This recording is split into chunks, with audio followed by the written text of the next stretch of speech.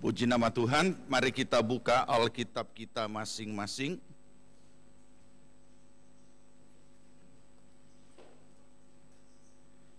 Kita akan membaca Kitab Wahyu pasal yang keempat.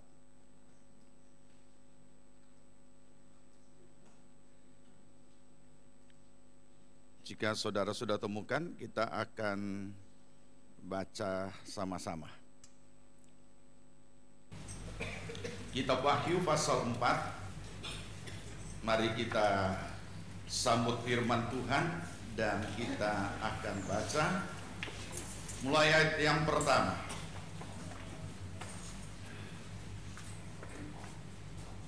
Saya baca ayat pertama dan kita bergantian. Kemudian daripada itu aku melihat sesungguhnya sebuah pintu terbuka di sorga, dan suara yang dahulu telah kudengar berkata kepadaku seperti bunyi sangkakala, katanya, naiklah kemari dan aku akan menunjukkan kepadamu apa yang harus terjadi sesudah ini.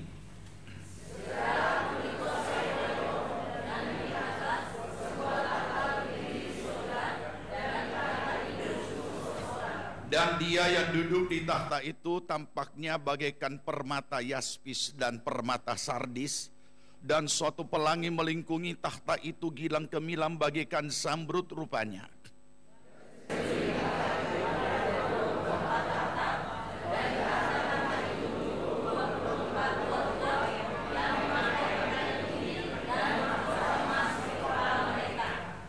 Dan dari tahta itu keluar kilat dan bunyi guruh yang menderu, dan 7 obor menyala-nyala di hadapan tahta itu. Itulah ketujuh roh Allah.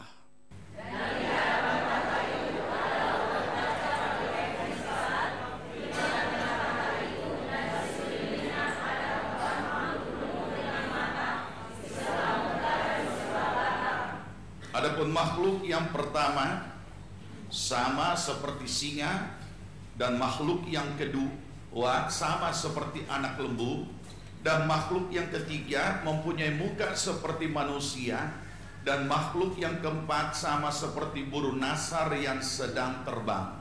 Dan keempat makhluk itu masing-masing bersayap 6, sekelilingnya ada kesadaran yang penuh dengan mata, dan dengan dia berhenti-hentinya menangis setiap malam.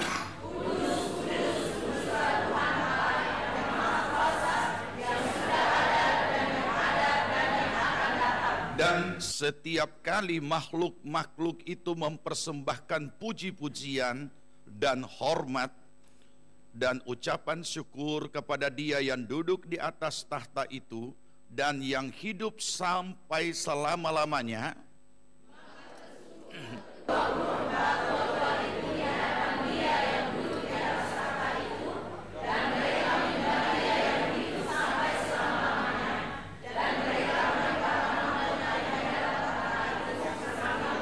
Sama-sama, ya Tuhan dan Allah kami, Engkau layak menerima puji-pujian dan hormat dan kuasa, sebab Engkau telah menciptakan segala sesuatu, dan oleh karena kehendak-Mu semuanya itu ada dan diciptakan. Amin. Puji Tuhan. Silakan duduk. Inilah pesan Tuhan bagi kita untuk tahun 2016.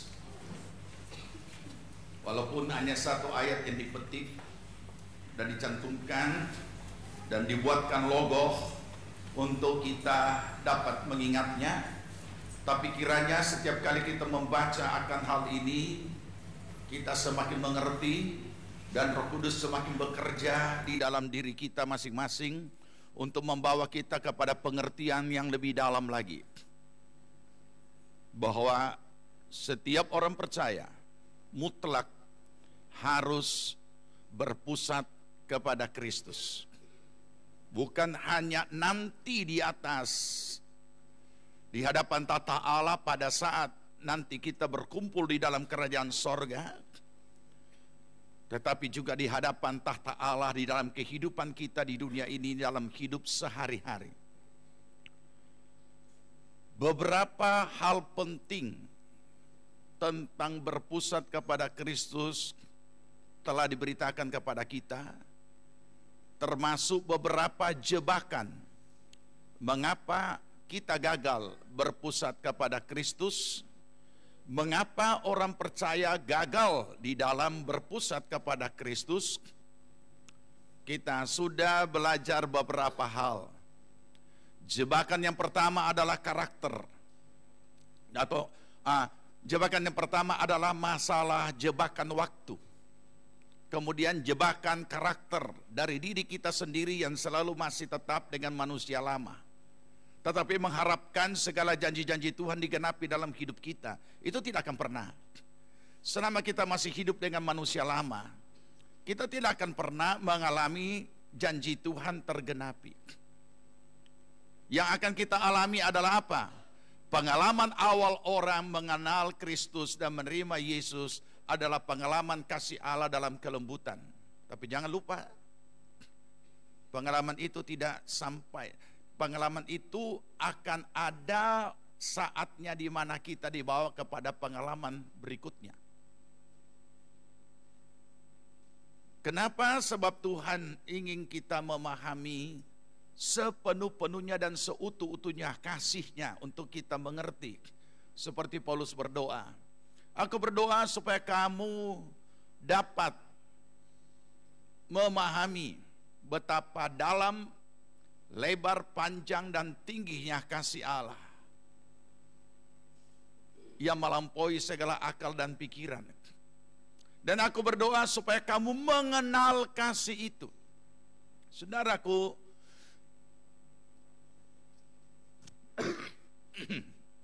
sangat disayangkan bahwa sebahagian besar umat Tuhan hanyut dan terbuai di dalam pengalaman awal kasih Allah dalam hidupnya, yaitu dalam bentuk berbagai macam kelembutan. Tetapi begitu Tuhan membawa dia kepada pengalaman-pengalaman berikutnya, pengalaman kasih Allah untuk didikan, dia tidak siap.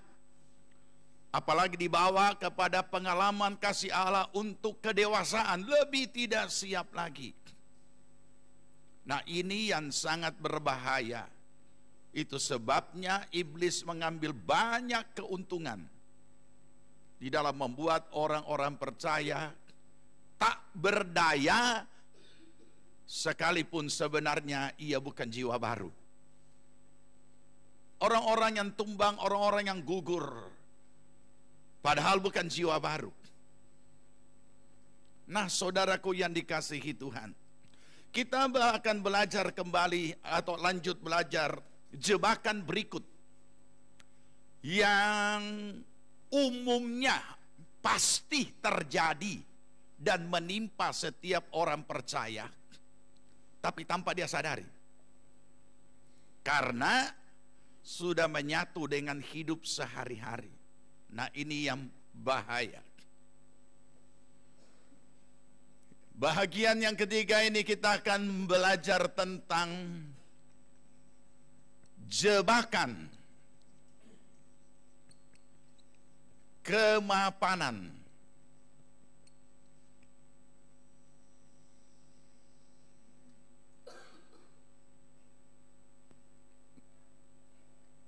Kenapa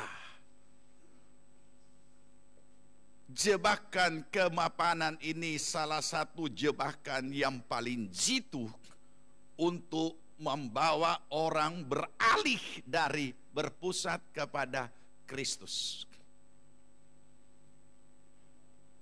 Dan mengapa mereka tidak menyadarinya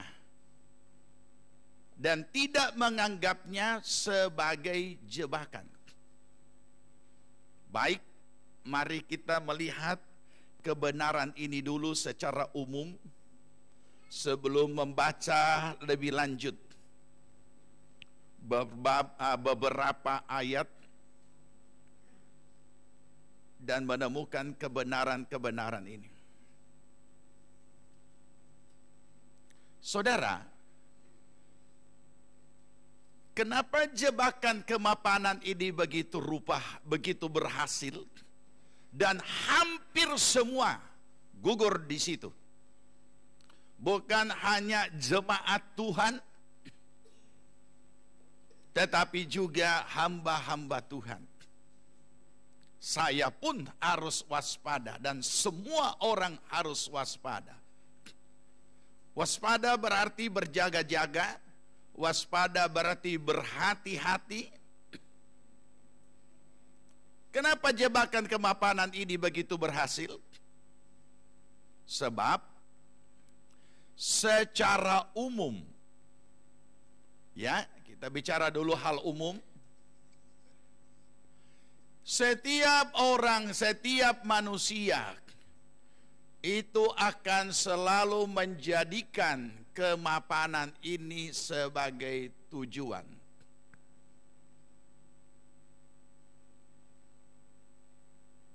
Tidak ada yang tidak. Itu secara filosofi hidup manusia secara umum. Dalam hal apa saja. Dan umumnya kemapanan ini selalu diidentikan dengan hal-hal lahiriah. Kekayaan atau harta benda dan finansial atau uang.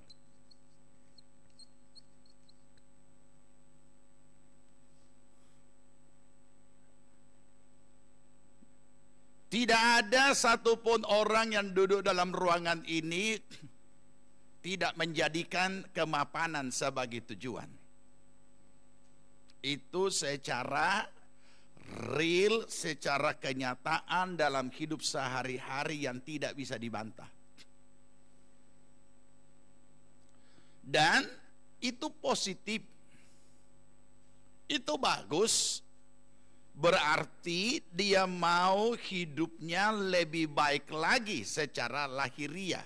Ini kita baru bicara umum, belum bicara Alkitab. Nanti kita akan bandingkan apa kata Alkitab. Makanya kita menemukan orang-orang yang bertanggung jawab dan mau memperbaiki keberadaan lahiriahnya, memperbaiki keberadaan keuangannya, memperbaiki keberadaan fasilitas yang dia butuhkan dalam hidupnya dalam bentuk harta dan benda. Orang-orang yang bertanggung jawab seperti ini, kita bicara positif dulu ya, dia akan kerja jungkir balik. Dia tidak cukup kerja 8 jam sesuai peraturan tenaga kerja. Dia akan kerja lembur, kalau boleh tiap hari lembur. Karena dengan demikian ada tambahan dan tambahan. Dengan demikian ia pun mulai memperbaiki akan keberadaan hidupnya secara lahiriah, mulai dari kebutuhan sampai keinginan-keinginan. Jadi tidak heran kalau kemapanan ini dijadikan tujuan. Dan karena itu sudah menyatu dengan diri manusia, maka pada umumnya setiap orang akan menjadikan kemapanan sebagai tujuan. Termasuk para hamba-hamba Tuhan. Itu sampai sedemikian rupa. Dan kelihatannya tidak salah. Karena itu hal yang baik, hal yang etis, hal yang lumrah, kemudian hal yang harus.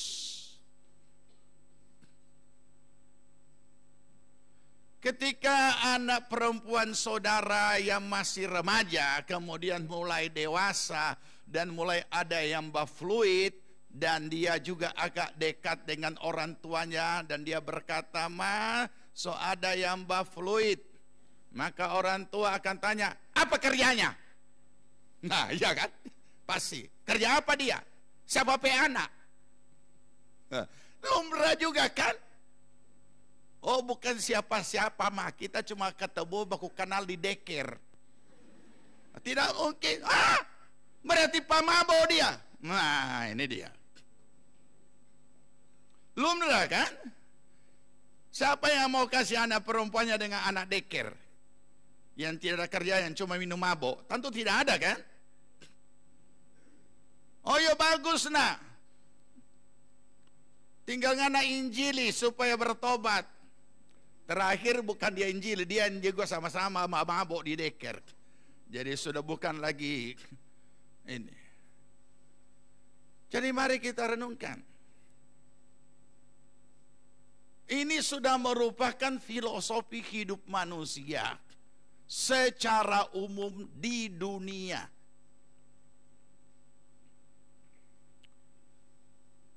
Sampai kepada akhirnya ia menjadi mapan.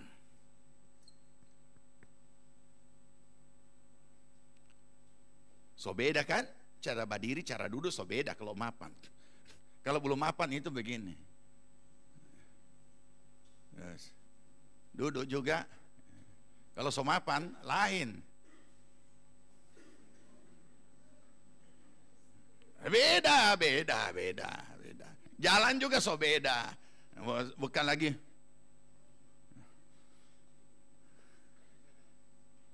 Beda. Cara bicara juga pasti beda.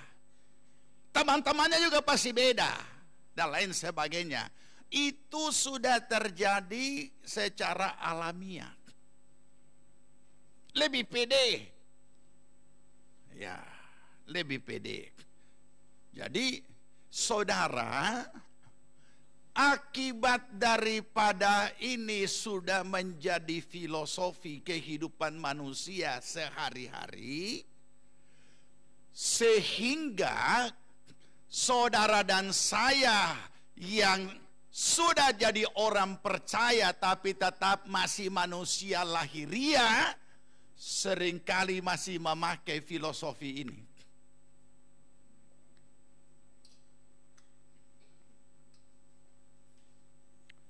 Jadi kita lupa bahwa sejak kita menjadi orang percaya, sebenarnya tujuan hidup kita itu apa? Kita lupa. Ini sebenarnya kalau saya mau berkata dengan kasar, ini kebodohan atas segala kebodohan.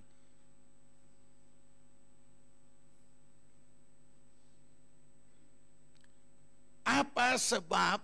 Sebab sangat berbeda. Ini semua kita lakukan atas usaha diri sendiri untuk memperbaiki nasib. Kalau saya istilahkan pakai istilah umum, karena kita masih bicara umum tentang ini. Tetapi sebagai orang percaya, Tuhan sudah menetapkan lebih dulu hidup kita tentang kemapanan sebelum kita jalani pada saat kita menjadi orang percaya. Sayangnya, kita sudah jadi orang percaya, tetapi cara hidup kita sehari-hari yang kita pakai adalah filosofi dunia sebelum kita mengenal Kristus. Padahal apa yang Tuhan tetapkan?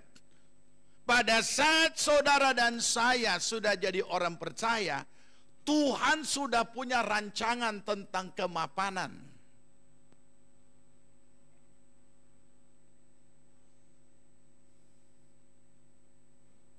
Sehingga bisa saudara renungkan.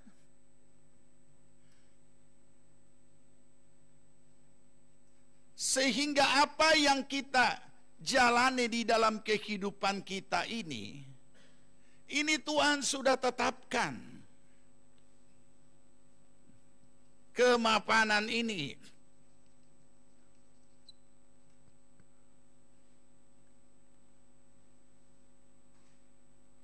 Kalau yang yang di sini di dunia, kita yang berjuang jungkir balik begitu rupa untuk mencapainya. Dan setelah tercapai, ada banyak hal-hal yang sangat berbahaya yang ada di dalam kemapanan tanpa Tuhan ataupun pada saat melupakan Tuhan. Kalau yang di sini saudara dan saya sudah jadi orang percaya, Tuhan merubah tujuan hidup kita bukan lagi kemapanan, tapi ada tujuan yang Tuhan sudah tetapkan hidup kita setelah menjadi orang percaya adalah hidup berkenan di hadapan Tuhan. Dan kemapanan Dia sudah sediakan. Beda jauh kan? Tapi sayang, orang-orang percaya tidak pusingkan hidup berkenan di hadapan Tuhan atau tidak. Yang penting hidup mapan. Punya ini, punya ini, punya ini, punya ini. Dan dengan sendirinya kalau kita punya ini, punya ini, punya ini, derajat hidup kita di dunia orang anggap. Memang benar, itu cara dunia. Oleh karena Tuhan tahu, kalau saya istilahkan, betapa kejamnya dunia itu menghakimi setiap orang, makanya Tuhan sudah sediakan kemapanan di depan sebelum saudara jalani hidup. Luar biasa kan? Saya jelaskan dulu, nanti kita baca ayat-ayatnya. Sehingga pada saat kita jalani hidup, kita hanya urus satu hal. Bagaimana berkenan, bagaimana berkenan, bagaimana berkenan. Karena berkenan itu ada hubungannya dengan kemapanan yang Tuhan sudah sediakan. Bagaimana berkenan? Jangan saudara bayangkan, oh kalau begitu saya bakurung kamar, di kamar berdoa, puasa, berdoa, puasa, berdoa, puasa. Bukan. Bagaimana menjalani hidup sehari-hari dalam keadaan berkenan kepada Tuhan, di mana saja kita berada, di rumah, ataupun juga di tempat kerja, ataupun juga di kuliah, ataupun juga saat kita berbisnis, dan dalam seluruh aktivitas hidup kita, selalu kita berkenan di hadapan Tuhan, maka ini pasti tercapai. Tapi yang terjadi apa? Sebaliknya. Kita tidak pusing dengan perkenan. Yang penting saya halalkan segala cara untuk mencapai kemapanan. Itu penjara yang menunggu kita. Ini yang tidak benar, saudara. Tuhan sudah siapkan kemapanan. Bukan berarti kita tidak kerja, tetapi di dalam kita bekerja, Tuhan membuatnya berhasil segala apa yang kita kerjakan. Bukan tidak bekerja, bukan bakurun di kamar berdoa, bukan. Tetapi di dalam kita menjalani ini, Ia juga membukakan pintu-pintu berkat.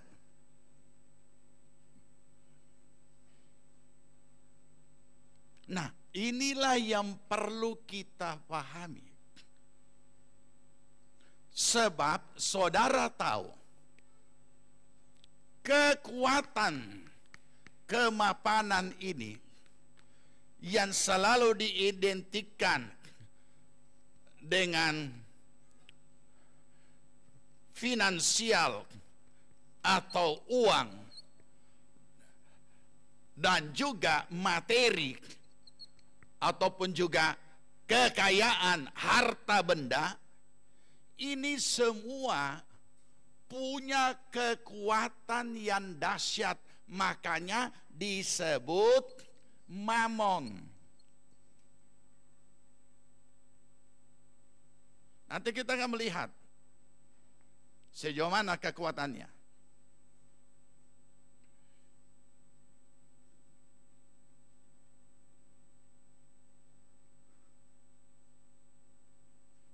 tidak heran ketika orang-orang sudah sampai kepada kemapanan ini. Dia tidak menyadari bahaya-bahaya yang ada di dalamnya, tidak berhati-hati, tapi terjebak di dalamnya.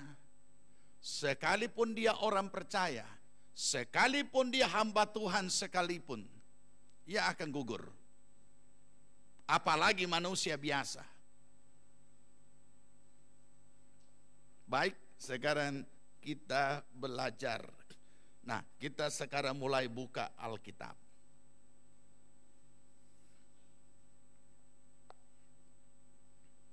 Mari kita buka dulu Yeremia. Pasti saudara sudah tahu. Di Yeremia berapa? 20.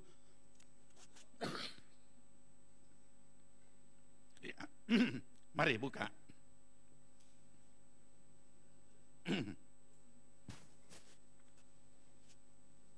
Yeremia 29 ayat 11.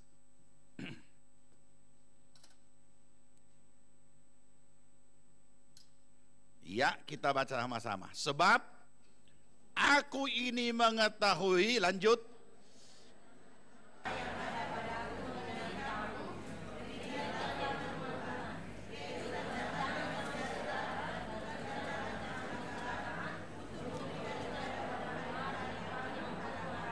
Ya, jadi dari sejak awal,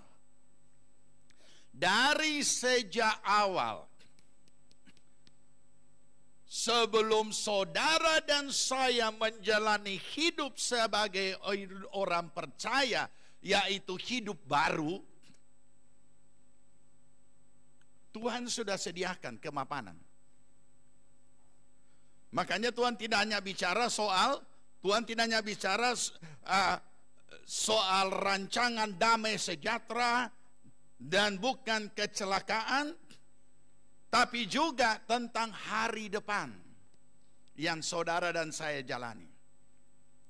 Pergumulan hidup yang sedang dijalani di dalam hidup kita sehari-hari, Tuhan sudah menyediakannya di depan.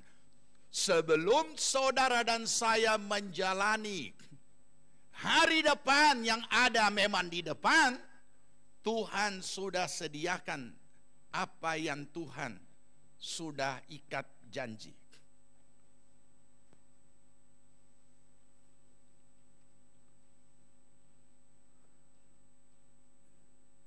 Apakah kita percaya akan hal ini?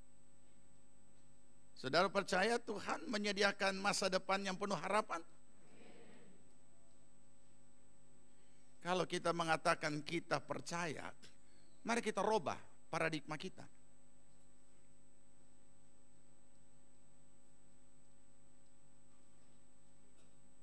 Jadi, kalau boleh kita katakan, kita sedang menjalani hidup menuju kemapanan yang Tuhan sediakan. Terbalik dengan tadi, kan? Kalau yang tadi, saya menjalani hidup supaya saya mapan. Saya berjuang untuk hidup supaya saya mapan. Tapi ini lain. Kita tinggal jalani apa yang namanya ketaatan. Hukum rohani, hukum jasmani, hukum materi, segala apapun yang firman Allah katakan tentang keberadaan hidup kita, kita taati. Tuhan sudah sediakan.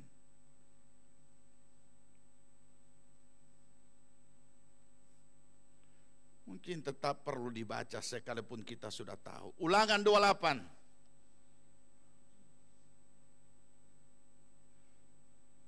Sudah dapat? Ulangan 28 ayat 1. Perikopnya adalah berkat. Ya, sama-sama. Kau perempuan dulu. Jika engkau baik-baik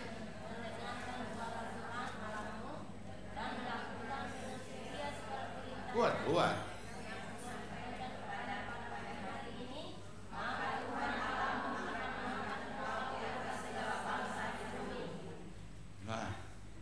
Bisa saudara bayangkan itu, renungkan itu.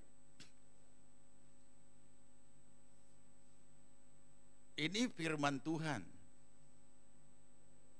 Dan kita tidak bisa mengatakan itu mustahil. Aku akan mengangkat engkau di atas segala bangsa di bumi ini. Kaum laki-laki, ayat 2. Segala berkat ini akan datang kepadamu dan menjadi bagianmu jika engkau mendengarkan suara Tuhan Allahmu. Ada ikatan apa di sini? Ada ikatan perjanjian. Ikatan perjanjian tentang berkat itu tidak secara otomatis. Tetapi ikatan perjanjian itu dikatakan jika engkau melakukan, mendengarkan suara Tuhan Allahmu. Akhirannya titik 2. Kemudian daftar berkat. Bagaimana kalau jika tidak? Nah, kalau jika tidak, ayat 15. 2, 3, sama-sama. Tetapi jika engkau tidak mendengarkan suara Tuhan Allahmu dan tidak melakukan,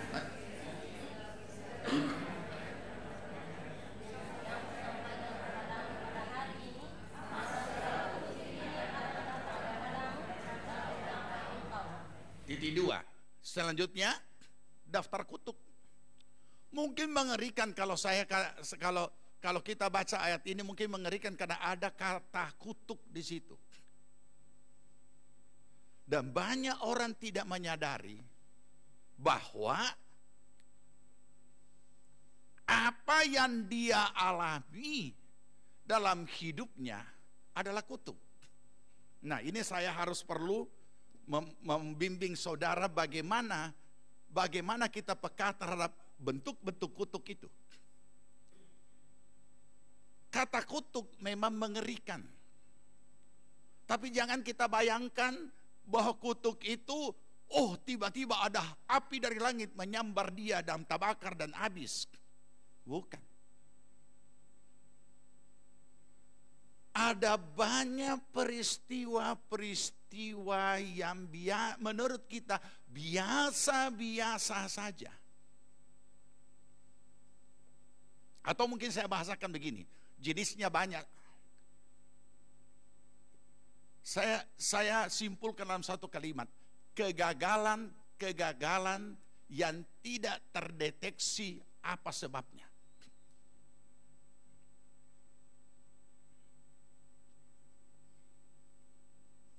Kita sudah melakukan dan berupaya dengan segala macam cara, tapi toh tetap gagal.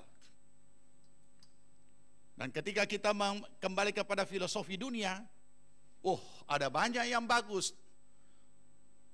Filosofi dunia tentang kegagalan. Jangan pernah capek untuk mencoba. Gagal sekali, coba lagi. Gagal 100 kali, coba lagi.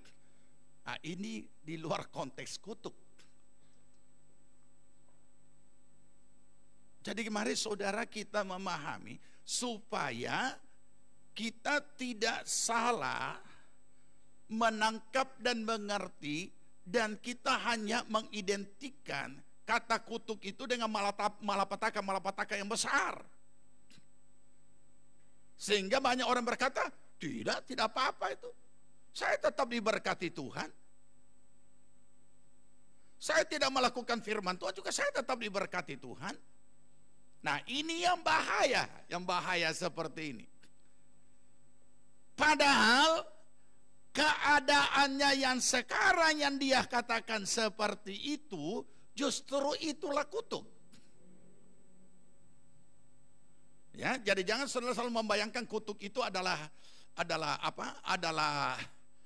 malapetaka besar yang menimpa, sehingga kita tidak melihat tidak ada apa-apa, ini semua baik-baik saja. Nah, padahal itu sederhana. Bagaimana keberhasilan iblis mengadakan jebakan yang tanpa kita sadari dan semakin jauh dari Tuhan. Baik, Kita akan melihat di sini lebih lanjut.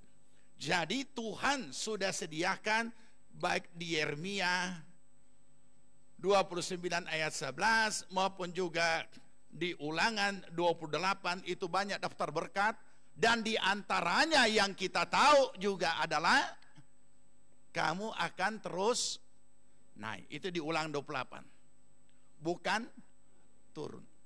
Kamu akan kasih pinjam dan kepada orang, dan kamu tidak pernah meminjam. Luar biasa kan? Nah, terus naik.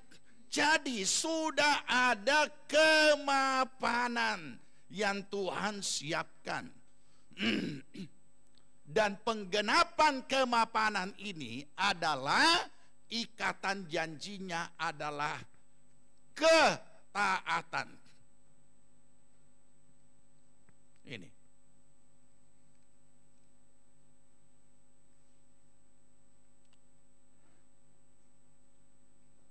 Sekarang kita renungkan. Mana lebih baik? Kita bersusah payah dalam ketaatan dan bonusnya adalah kemapanan, atau kita jungkir balik bersusah payah mengejar dan mencapai kemapanan dan akhirnya adalah kebinasaan?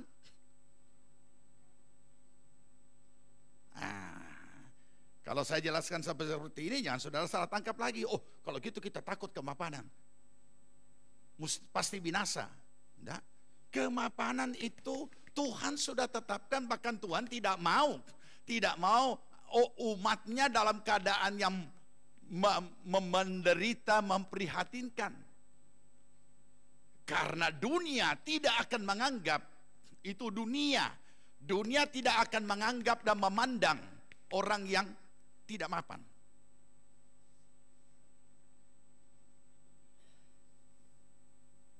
Makanya Tuhan kenapa harus memberkati orang percaya ini dalam segala hal, supaya orang percaya ini dimanapun dia berada, di situ dia bicara, orang dengar, orang anggap, orang hormati.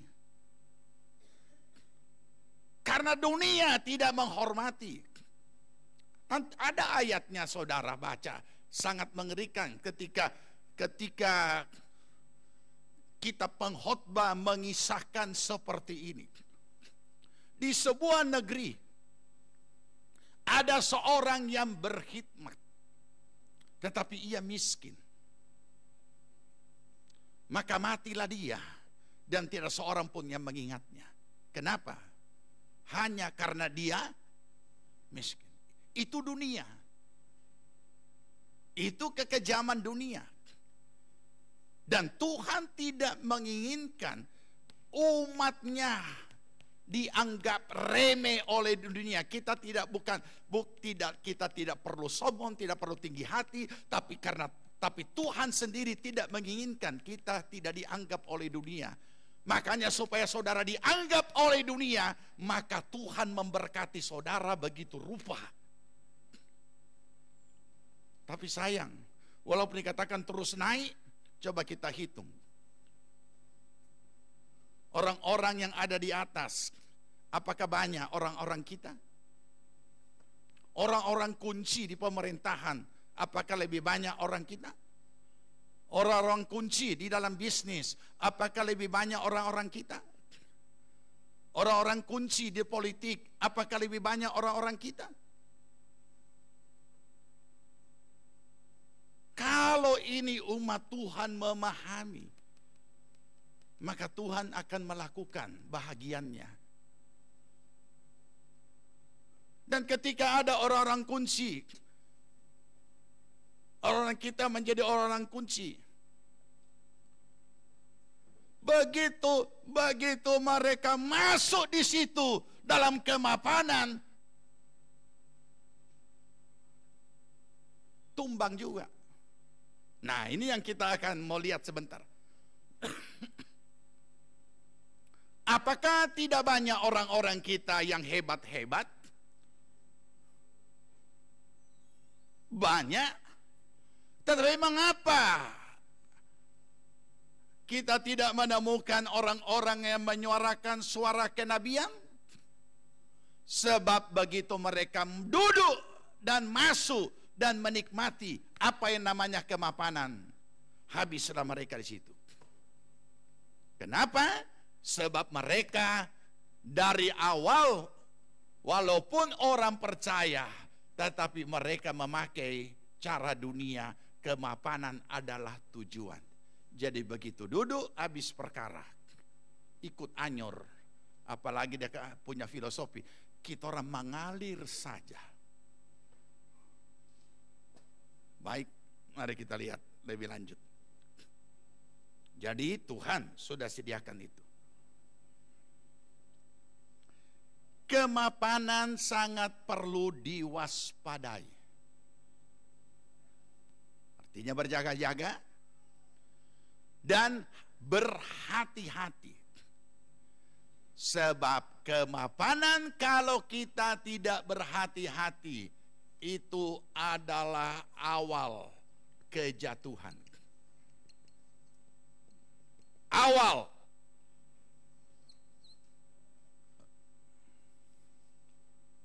Dan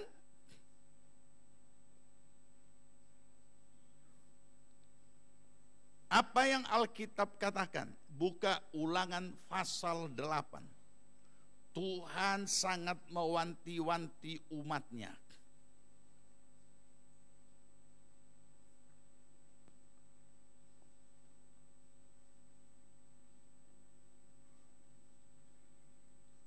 Ulangan pasal, ya, bentar. Ya, Ulangan pasal 6. Ulangan pasal 6. Ayat 6 dan ayat 7 itu biasa dibacakan kalau pemberkatan anak-anak. Ya, penyerahan anak. Nah, maka kita perlu memahami, berarti dari sejak dini itu sudah harus ditanamkan. Kita baca ayat 10, kita gantian. Saya ayat 10, saudara ayat 11. Maka apabila Tuhan Allahmu telah membawa engkau masuk ke negeri yang dijanjikannya dengan sumpah kepada nenek moyangmu, yakni Abraham, Ishak dan Yakub, untuk memberikannya kepadamu kota-kota yang besar dan baik yang tidak kau dirikan. Sebentar. Sebelum saudara baca, saya ingin mengingatkan supaya saudara bisa baca dengan lebih baik lagi dan lebih meresapi. Umat Tuhan tidak beda dengan ini. Umat Tuhan belum masuk ke dalam kemapanan, Tuhan sudah ingatkan dan wanti-wanti. Supaya tidak pakai filosofi dunia. Karena Tuhan sendiri yang akan menuntun masuk ke dalam kemapanan itu. Tapi yang hidup di alam nyata adalah orang itu sendiri, yaitu kita sendiri. Dan menikmati kemapanan di alam kehidupan alam nyata ini. Dan Tuhan wanti-wanti. Ayat 11 silakan. 2, 3.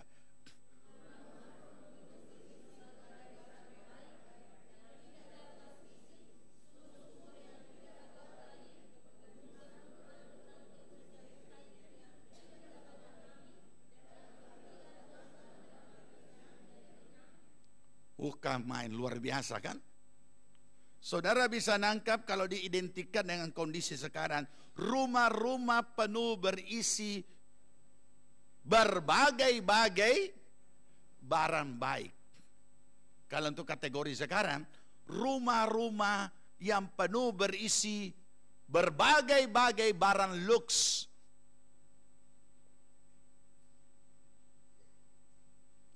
Jadi rumah apa ini? Rumah mewah, bukan RSSSS. Tidak tahu berapa DPS. Ini bukan lagi rumah mewah. Rumah super mewah. Kerannya bukan hanya dibuka, disentuh so keluar air. Itu lumrah, di bandara pun ada. tetapi DP keran dari emas. So, pernah saudara masuk di rumah orang yang kerannya dari emas? Bukan cuma warna kuningan krom, bukan. Krom kuning. Penuh berbagai-bagai barang luks isinya. Belum masuk ini, belum masuk, tapi sudah diberikan gambaran ini yang akan kamu alami. Kemapanan ini belum masuk, tapi sudah diwanti-wanti. Berarti ada kuasa yang berbahaya di dalam kemapanan ini. Ayat 12 saya bacakan. Maka berhati-hatilah supaya jangan engkau melupakan Tuhan yang telah membawa kamu keluar dari tanah Mesir, dari rumah perbudakan. Ganti.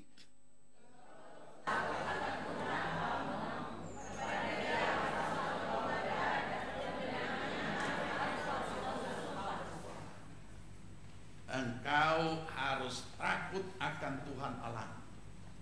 Dan harus engkau beribadah. Ada ikatan perjanjian.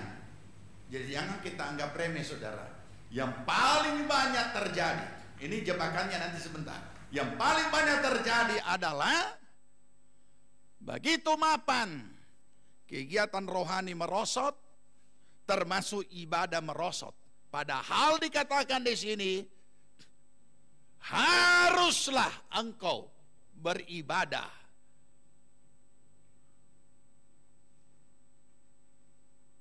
Kemapanan tidak boleh menghancurkan ibadah kita kepada Tuhan.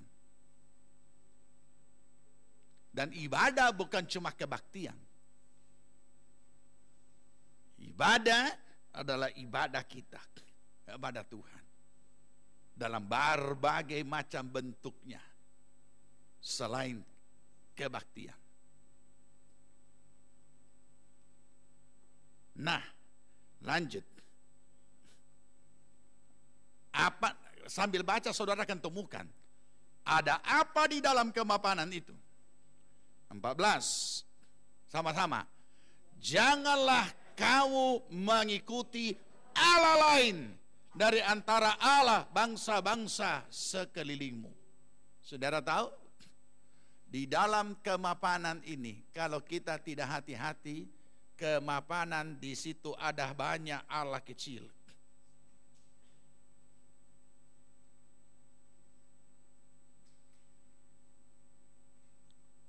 Dan Allah ini dikatakan jangan kamu mengikuti Allah lain,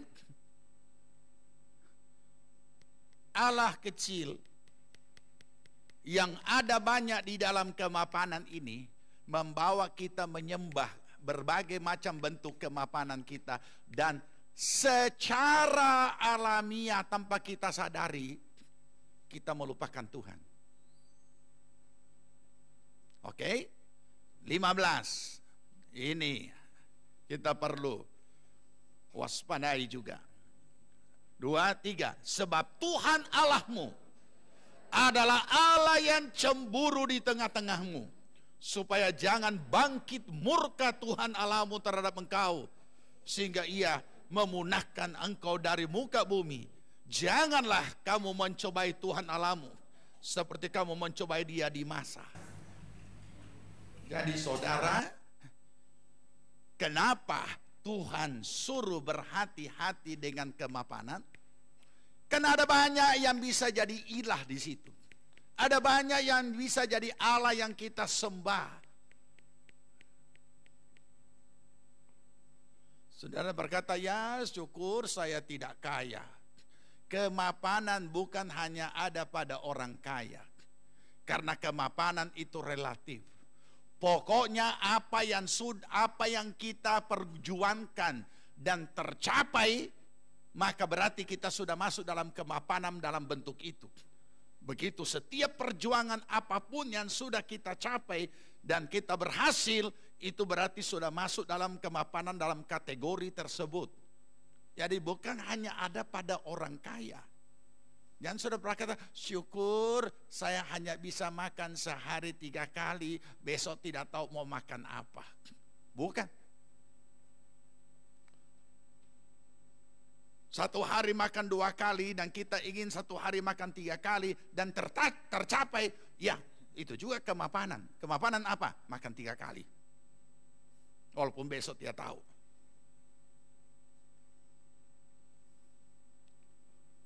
Berikut kita lihat lagi.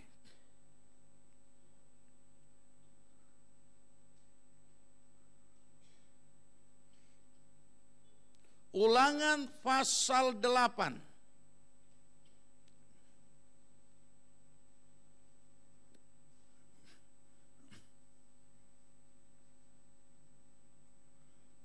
Ulangan pasal 8. Ayat 1, kaum laki-laki. Sekarang gantian laki perempuan. Kaum laki-laki, ya segenap perintah yang kusampaikan kepadamu pada hari ini haruslah kamu lakukan dengan setia, supaya kamu hidup dan bertambah banyak, dan kamu memasuki serta menduduki negeri yang dijanjikan Tuhan dengan sumpah kepada nenek moyangmu. Dikasih ingat lagi. Baru saja dikasih ingat lagi sebelum masuk.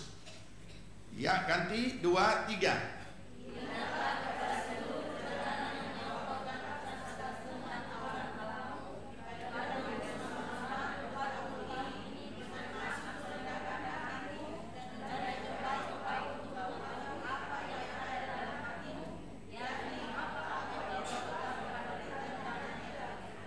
Iya. Kenapa mereka harus 40 tahun begitu punya lama? Sebenarnya bisa cepat. Hanya untuk mencobai mereka apa yang ada di dalam hatinya. Apakah berpegang kepada perintahnya atau tidak. Apakah Tuhan tidak tahu isi hati sehingga dia harus mencobai hati? Tuhan tahu. Tapi Tuhan mau melihat pembuktian secara nyata dalam kehidupan nyata hari-hari. Apa benar? Sama seperti kita kan?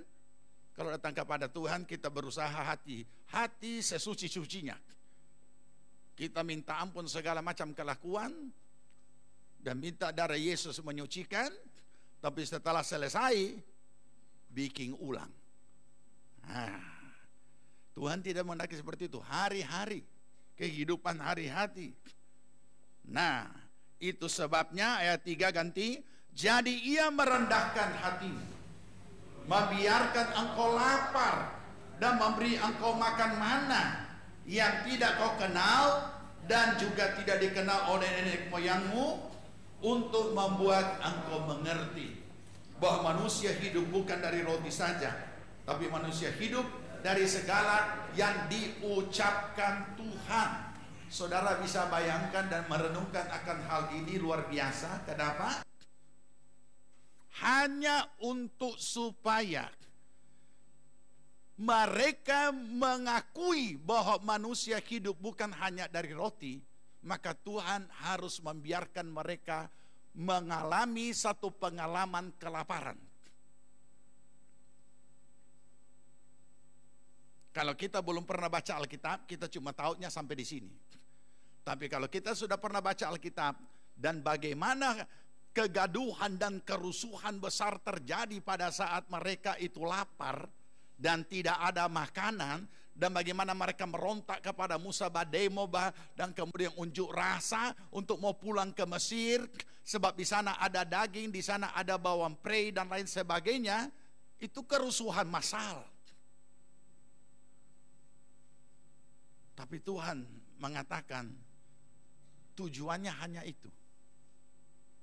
Jadi kalau kita hidup sesuai dengan apa yang menjadi kehendaknya, peristiwa-peristiwa yang terjadi, kita tidak akan bingung, tapi kita akan introspeksi diri. Dan kita akan menemukan seperti ini. Tapi mereka tidak menemukan. Kita hanya akan mengoreksi ketaatan kita. Dan ketika kita menemukan ada faktor-faktor ketidaktaatan, kita perbaiki. Karena tinggal jalani kok. Tinggal jalani dan Tuhan sudah sediakan. Ayat 4. Perempuan 2, 3.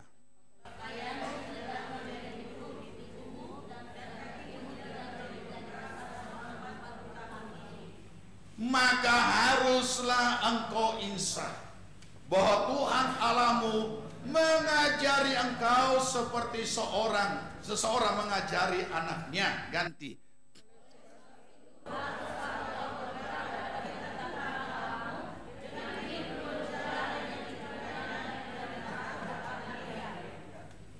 Kuncinya cuma satu kan?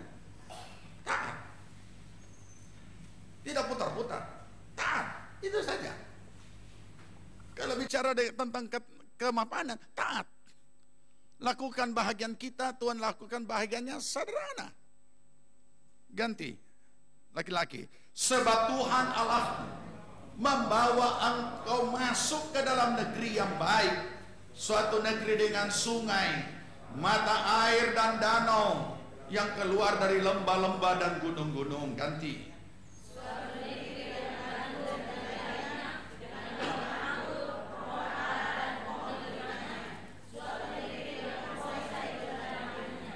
Suatu negeri di mana engkau akan makan roti dengan tidak usah berhemat, di mana engkau tidak akan kekurangan apapun. Suatu negeri yang batunya mengandung besi, dari gunungnya akan kau gali tembaga. Batu akik tidak ada. Ya, saudara, saya yakin sebagian besar orang-orang yang sudah mapan pernah mengalami penderitaan yang tak terkatakan.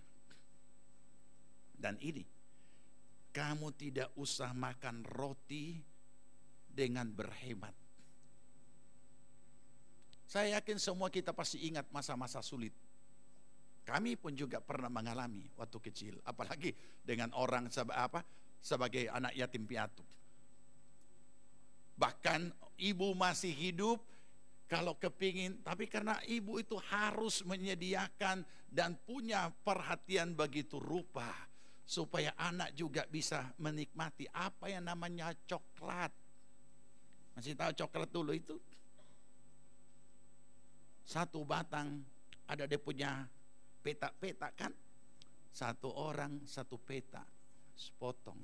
Padahal itu kalau sepotong begini, dimakan cuma tambah tai gigi, tidak rasa. Cuma tak singgah di gigi. Tapi ya hanya sekedar supaya tahu juga apa itu rasa coklat. Jadi kita semua pernah mengalami. Jadi kalau Tuhan mengatakan seperti ini, luar biasa kan Tuhan sediakan itu. Ayat 10. Dan engkau akan ayat 10 yang ganjil yang genap berarti perempuan. 2, 3.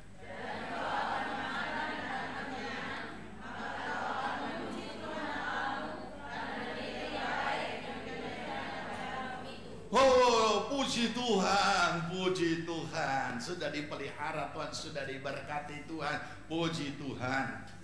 Nikmati. Tapi hati. Ayat 10 sama-sama.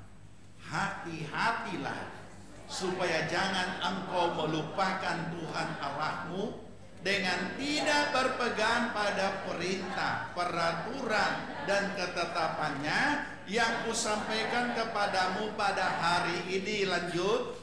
Dan supaya apabila engkau sudah makan dan kenyang, mendirikan rumah-rumah yang baik serta mendiaminya, dan apabila lembu sapimu dan kambing dombamu bertambah banyak, dan emas serta perakmu bertambah banyak, dan segala yang ada padamu bertambah banyak, janganlah engkau tinggi hati, sehingga engkau melupakan Tuhan Allahmu yang membawa engkau keluar dari tanah Mesir, dari rumah perbudakan, dan yang memimpin engkau melalui padang gurun yang besar, dan dahsyat itu, dengan ular-ular yang ganas serta kalajengkingnya dan tanahnya yang gersang, yang tidak ada air.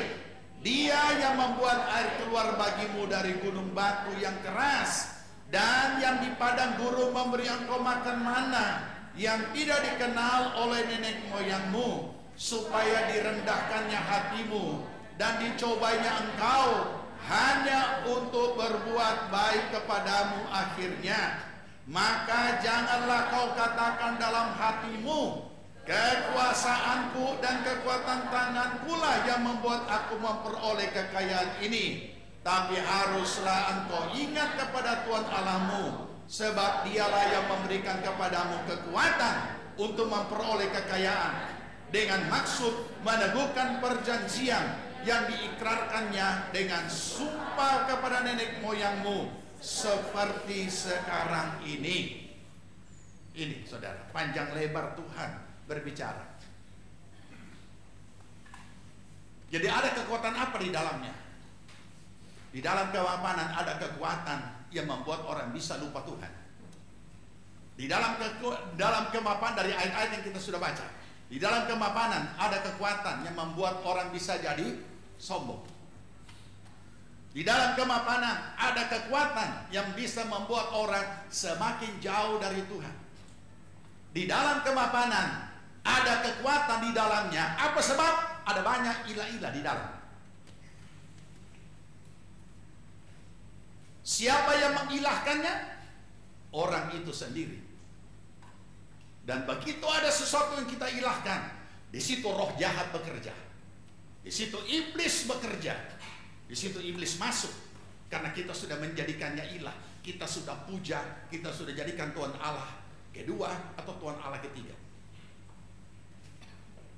Padahal semua berkat-berkat materi itu hanyalah pelengkap, hanyalah fasilitas untuk saudara dapat menikmati hidup ini lebih mudah lagi, lebih nyaman lagi, dan tidak ada satupun yang dapat kita bawa pulang. Dan apalagi bawa pulang ke sorga. Tidak ada. Tidak ada satupun yang dapat kita bawa pulang, karena kita akan meninggal dunia dalam umur tertentu. Tapi coba saudara bayangkan, ketika kita sudah semakin jauh dari Tuhan, ketika kemapanan ini berhasil menghancurkan ketaatan kita, kemapanan ini berhasil membuat kita sombong, kemapanan ini berhasil membuat kita jauh dari Tuhan, dan pada saat kita mati, saya tidak mau menghakimi, tapi kira-kira kemana? Kira-kira kemana? Mungkin juga tidak perlu bilang kira-kira. Menurut Alkitab kemana dia? Oke, kita sudah tahu itu kekuatan-kekuatan negatif yang ada di dalam kemapanan. Makanya kita tidak boleh dibodohi dengan kemapanan. Saudara adalah kita semua umat Tuhan yang sudah ditebus,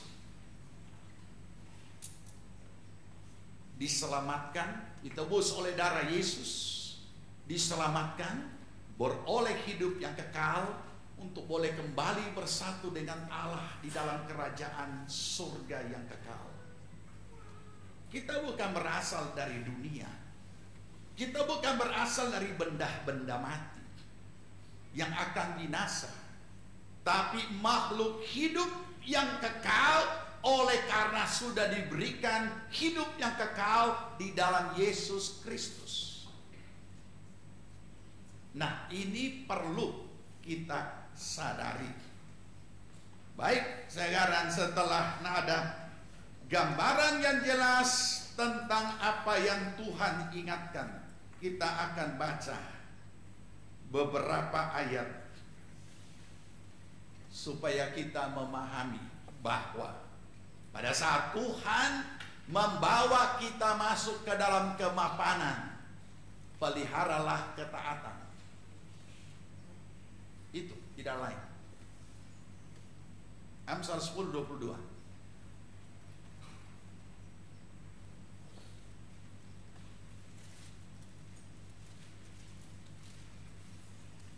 Amsal 10 ayat 22. Sudah dapat? Ya, sama-sama. Cari dulu. Oke, cari dulu. Sudah? Jangan saudara buka Alkitab. Padahal bukan DP ayat. Begitu suruh baca, pura-pura baca. Ya, cari dulu. Sudah. Oke, 2, 3. Berkat Tuhanlah yang menjadikan kaya, susah payah tidak akan mendambakinya.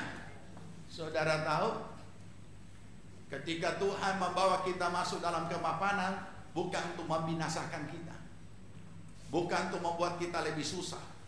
Karena kemapanan di dalam Tuhan tidak akan ditambahi dengan kesusahan. Artinya tidak akan menjadi masalah bagi kita, tidak mendatangkan masalah dan tidak menjadi masalah.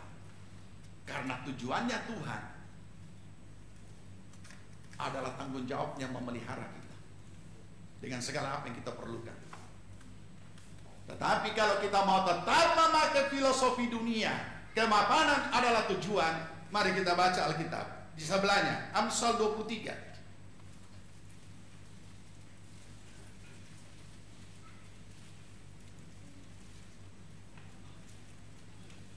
Amsal 23. Sudah? Ayat 4 dan ayat 5. Laki-laki bagus yang baca ini. Ya, laki-laki. Iya. Ayat 4, Bro. 2, 3. Jangan bersusah payah untuk menjadi kaya. Tinggalkan niatmu itu. Ganti.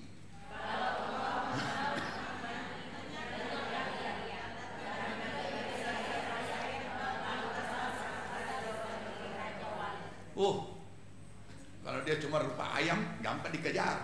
Kalau Raja Wali.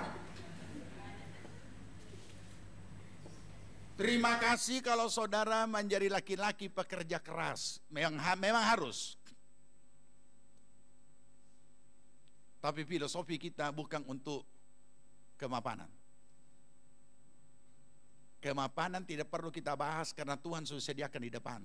Tinggal kita jalani ketaatan. Itu saja. Dan kerjakan. Urus saudara punya usaha dengan baik, bekerja dengan tanggung jawab, dan lebih baik lagi, dan lebih baik lagi, karena cara Tuhan menghadirkan uang dengan bekerja. Makanya dalam suratan Roma berkata, siapa yang bekerja, dia mendapatkan upahnya. Kecuali kita tidak bekerja.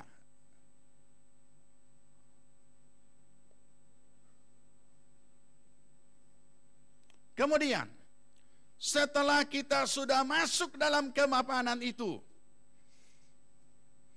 masih juga ada ketamakan, bahaya. 1 Timotius 6.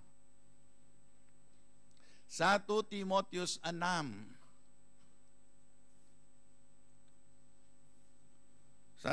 6. Ayat 9. Ayat 9. Lah, kaum perempuan. Kalau kaum perempuan cepat dapat ayat, atau lama juga? Oh, lama dulu, pasang kacamata dulu, tidak apa-apa.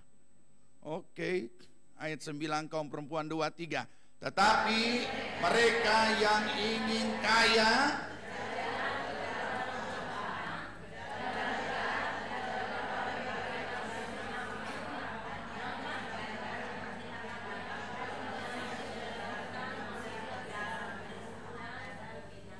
mengerikan kan? Mengerikan. Mereka yang ingin kaya berarti belum kaya. Tidak usah ingin, karena Tuhan lebih ingin saudara kaya daripada saudara sendiri ingin. Bahkan bukan cuma Tuhan ingin, Tuhan sudah tetapkan saudara diberkati. Kerja saja. Sebab kalau ingin bisa menghalalkan segala cara. Dan apa yang terjadi? Ada satu roh yang bekerja di dalamnya, yang namanya roh mamon. Ayat 10, kaum perempuan laki-laki, 2-3. Karena akar segala kejahatan ialah cinta uang, sebab oleh memburu uanglah beberapa orang telah menyimpan dari iman dan menyiksa dirinya dengan berbagai-bagai duka. Memburu kata lain kenapa dikejar? Kalau saudara kejar seseorang, berarti orang itu ada lagi apa?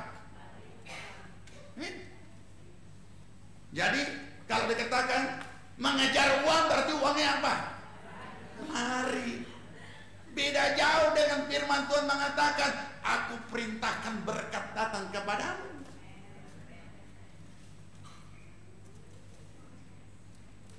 Tuhan sudah sedia, tidak usah kejar. Dia tidak lari. Yang mengejar itu orang-orang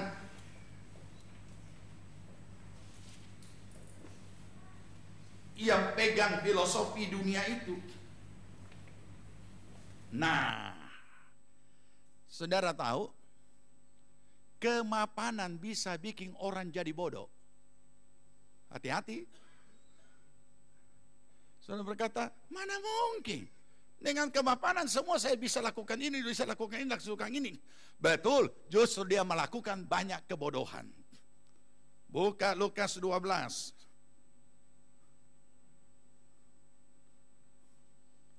Lukas 12. Kalau tidak hati-hati, kemapanan bisa bikin orang jadi bodoh. Ya, jangan ya, saya akan lengkapi kalimat tadi. Nanti saudara pikir, kalau begitu kita tidak usah mapan, biasa-biasa nanti kita jadi orang bodoh. Kalau tidak hati-hati. Lukas 12 ayat 13. Apa perikopnya? Nah, itu kalau kita mau sederhanakan lebih halus, orang mapan yang bodoh. Ya, memang tidak semua, tapi ada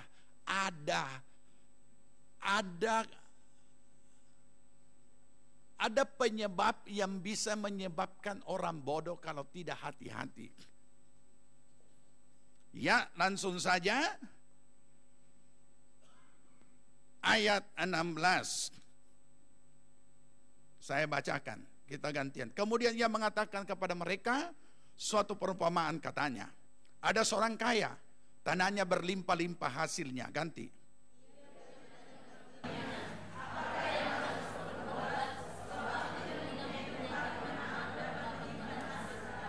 Lalu katanya, inilah yang akan aku perbuat.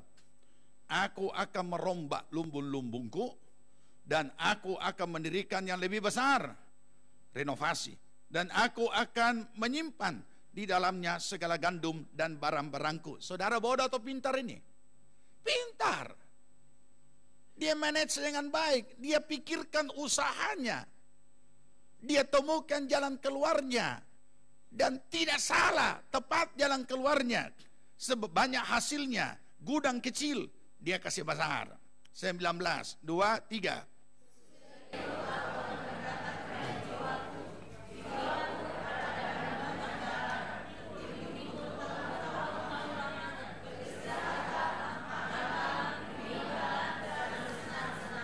Tetapi firman Allah datang kepadanya, hai engkau orang bodoh, pada malam ini juga jiwamu akan diambil daripadamu.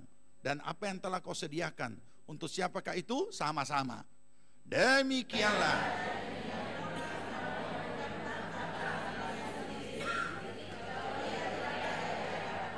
Ya, ini. Padahal kita hanya hidup sementara. Dan segala yang kita capek, kita juga tidak bisa nikmati seorang diri. Walaupun saudara punya 3 HP, telinga juga cuma 2. Walaupun 2 orang telepon saudara, saudara bisa jawab 2-2, telinga kiri, telinga kanan, tapi tetap tidak bisa bicara cuma satu kalimat, karena mulut cuma satu. Nanti saudara berpikir, kenapa Tuhan tidak ciptakan 2 mulut, yang satu berjawab HP telinga kiri, satu telinga kanan. Kalau andai kata juga Tuhan buat dua mulut, saudara, tidak ada orang yang melamar. Jadi mari kita sadari ini. Oke, ada beberapa ayat lagi yang perlu kita baca.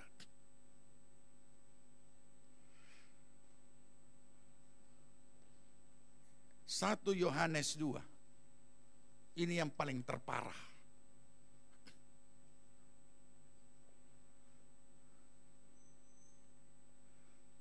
Satu Yohanes pasal 2.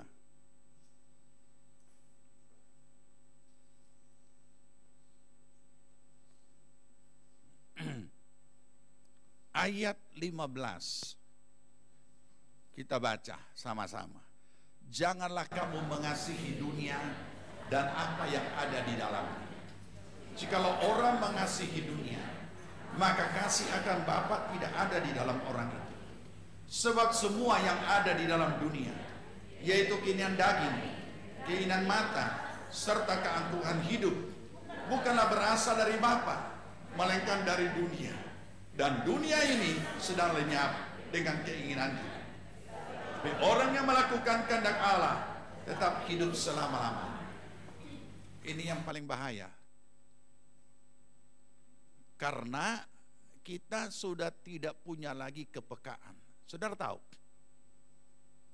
di dalam hidup kita yang paling peka itu adalah cinta. Melebihi segala kepekaan apapun. Tapi kalau cinta atau kasih Bapa tidak ada lagi pada diri kita, tanpa kita sadari kita sudah mengalami kejatuhan yang paling dalam. Di dalam sementara kita menikmati kemapanan yang sedang ada di sekitar kita. Saudara, Tuhan berbicara banyak tentang hal ini. Masih ingat seorang muda yang kaya? Yang datang kepada Yesus dan berkata, "Ya guru yang baik, apakah yang harus aku perbuat untuk memperoleh hidup yang kekal?" Tuhan katakan, lakukan apa yang menjadi perintah Tuhan. Dia tanya, apakah itu? Maka Tuhan menyampaikan hukum-hukum Allah dari 10 hukum itu. Dan dia menjawab, dari kecil aku sudah lakukan itu. Apalagi yang kurang padaku? Masih ingat ya? Saya tidak perlu bacakan, karena saudara kita semua tahu itu. Saudara bisa bayangkan, ini orang kualitas rohaninya bagaimana? Luar biasa. Karena hukum-hukum Allah yang begitu berat, dia sudah terbiasa melakukannya dari sejak kecil. Dan begitu berarti begitu sempurnanya dia punya hidup rohani. Padahal masih muda. Tapi dia ingin lebih lagi. Dan dia bertanya, apa yang masih kurang?